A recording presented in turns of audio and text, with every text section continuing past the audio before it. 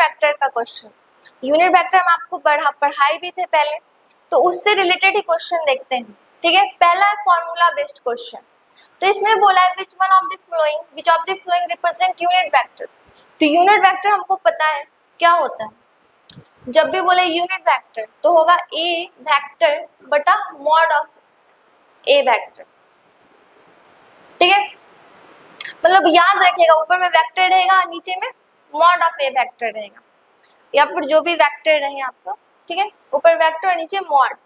तो यही formula based question से आपको एक क्वेश्चन बताता है जिससे पता चलेगा ये ए वेक्टर और मॉड ऑफ ए वेक्टर कैसे निकालेंगे और यूनिट वेक्टर कैसे फाइंड आउट होगा। तो यहाँ क्वेश्चन पढ़िए, यहाँ पे दो वेक्टर दिया गया और पूछा है find the unit vector parallel to the vector a vector plus b vector. मतलब हमको यूनिट वेक्टर निकालना है इसके टर्म में। तो इसके टर्म में सिंपली क्या हो जाएगा, ऊपर में क्या रहेगा a vector plus b vector और नीचे क्या हो जाएगा mod of a vector plus b vector. तो हम पहले ये फाइंड आउट करते हैं, a vector plus b vector. तो इसके लिए हमको दो वेक्टर ऑलरेडी दे चुका है, तो इसको निकालने के लिए ए वेक्टर प्लस बी वेक्टर हम सिंपली क्या करेंगे, जितना भी x में है वो सबको एक तरफ एक साथ ऐड करेंगे, जितना भी y में है उस सबको एक साथ, तो जितना भी z में है उस सबको एक साथ। तो x कहने का मतलब i, देखिए i में 4i प्लस 2i, फिर आया मेरा y में, तो y को डिनोट करते हैं हम लोग j से, तो यहाँ क्या है -j और -2j, -j और -2j। फिर k में, तो k में दोनों ही प्लस में दिया हुआ है। ठीक है, तो इसको अगर हम सॉल्व करते हैं तो कितना आएगा 6i, यहाँ पे ऑटोमेटिकली साइन हम लोग माइनस माइनस प्लस हो जाएगा और माइनस साइन बाहर आ जाएगा, -3j प्लस 2k। ये मेरा क्या निकल गया a vector plus b vector. ठीक है, अब हमको निकालना है mod of a vector plus b vector. तो मॉड निकालने के लिए हमको तो पता है, सिंपली क्या करेंगे, सबका रूट लगा के स्क्वायर कर देंगे, जितना भी x में होगा, फिर जितना भी y में होगा और फिर जितना भी z में होगा। ठीक है, तो यहाँ पर सिंपली ये आपको हम बताएं या ताकि याद रहे। ठीक है, अभी क्या होगा, यहाँ पर x में 6 है, तो 6 का स्क्वायर प्लस -3 का स्क्वायर प्लस 2 का स्क्वायर। ठीक है, तो क्या हो जाएगा 36 प्लस 9, यहाँ देखिए माइनस है पर स्क्वायर जैसे ही लगता है माइनस प्लस में कन्वर्ट हो जाता है, प्लस 4, तो यहाँ पे आएगा 49, जिसको हम लोग सॉल्व करेंगे तो आएगा 7।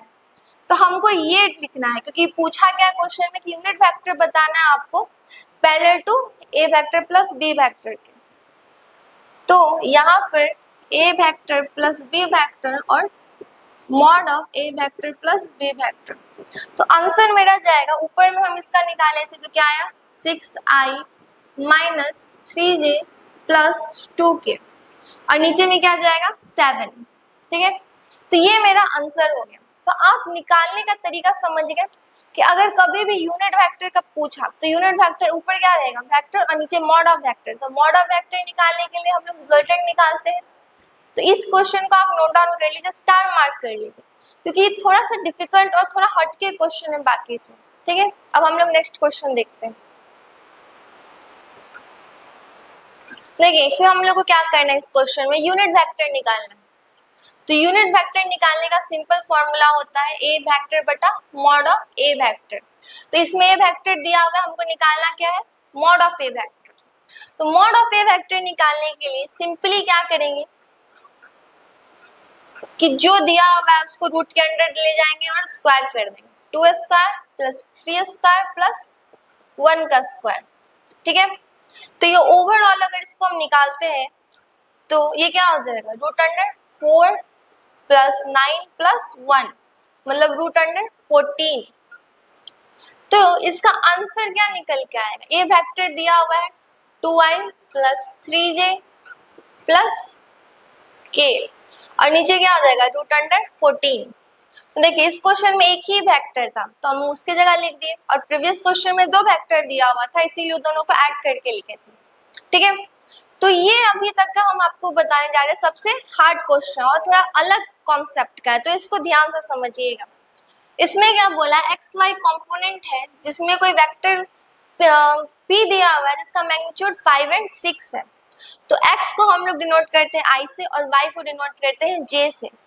मतलब वो बोला है कि कोई p वेक्टर है जिसका मैग्नीट्यूड x y में 5 और 6 है, तो 5 क्या हो जाएगा 5i प्लस 6j। अब यहाँ पे क्या बोला है कि p प्लस q वेक्टर है उसका भी मैग्नीट्यूड 10 और 9 x और y कंपोनेंट में, तो 10i प्लस 9j। ठीक है, हमको निकालने क्या बोला है q वेक्टर, तो p प्लस q दिया हुआ है और हमको q p भी पता है तो हम q निकाल लेंगे यहाँ से। तो यहाँ पर q इसका 2 हो जाएगा 10i plus 9j minus p vector, तो माइनस p वेक्टर की जगह ये हम पुट कर देंगे तो क्या हो जाएगा 10i प्लस 9j माइनस, तो ये क्या हो जाएगा 5i, ये ब्रैकेट में है तो यहाँ पर प्लस 6j। ठीक है, तो अगर हम इसको सॉल्व करेंगे तो मैं सॉल्व करने के बाद क्या आएगा 10i और माइनस 5i, तो 5i प्लस 9j और माइनस, क्योंकि हम माइनस ब्रैकेट अगर खोलेंगे तो माइनस चला जाएगा, माइनस 3j, तो माइनस होगा पर साइन बड़ा वाला का जाएगा तो क्या होगा प्लस। तो यहाँ क्या निकालिए हम क्यू वेक्टर, तो हमको क्या निकालना है मैग्नीट्यूड ऑफ क्यू वेक्टर, मतलब हम दोनों का क्या कर देंगे स्क्वायर, तो 5 का स्क्वायर प्लस 3 का स्क्वायर, तो 25 प्लस 9 क्या हो जाएगा 34, तो मेरा मैग्नीट्यूड ऑफ निकल गया क्यू वेक्टर। तो ये क्या हम आपको पता है मैग्नीट्यूड, अगर आपको पूछता कि बताइए कि मैग्नीट्यूड अगर सिंपली पूछ देता कि क्यू वेक्टर का नहीं, क्यू वेक्टर का दिया रहता p वेक्टर का ही पूछ देता तो सिंपली ऐसे करके हम लोग निकाल लेते। तो अभी तक मैं आपको जितना भी कॉन्सेप्ट बताए हैं वो एग्जाम पॉइंट ऑफ व्यू से बहुत इंपॉर्टेंट है, तो आपको जितना ट्रिक बताया है ना उसको आप एक जगह नोट डाउन कर लीजिए ताकि आपको एग्जाम के टाइम वो हेल्प करे। ठीक है, अगर कोई इसके अलावा कोई और भी क्वेश्चन में आपको दिक्कत है तो आप कमेंट सेक्शन में कमेंट कर सकते हैं और हम लोग उसका सॉल्यूशन आपको प्रोवाइड कर देंगे। ठीक है, आप इसको नोट डाउन कर लीजिए।